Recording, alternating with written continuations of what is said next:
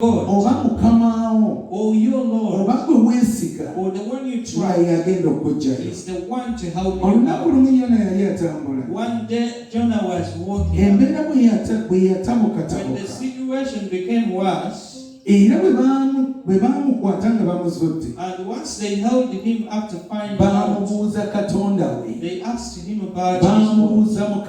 They asked about his Lord. Now, who is your God? In a challenge, who can you God? There are some problems that encounter us on our way. When you actually cannot dodge them, even if you circumlocate around them, the day you stand, you find the same problems. Not until you confront them and you overcome them. But you cannot manage these problems alone. You can only manage them when you are with them. Because the Bible has told us that He is the God of all flesh. He says, is anything too hard? Is anything too hard? What kind of a mountain are you seeing?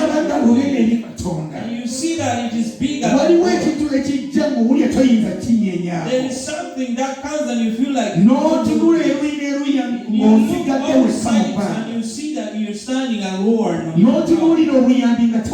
look around to see the help and it is nowhere to be seen. Every time you see there is no help anywhere, it would imply that you need one thing, and that is to remember your God. Every time you forget about your God,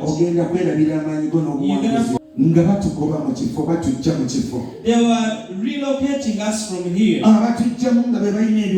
The ones who were chasing us were the ones that even money could not manage, because they had an agreement. But at that very moment, what was needed, he was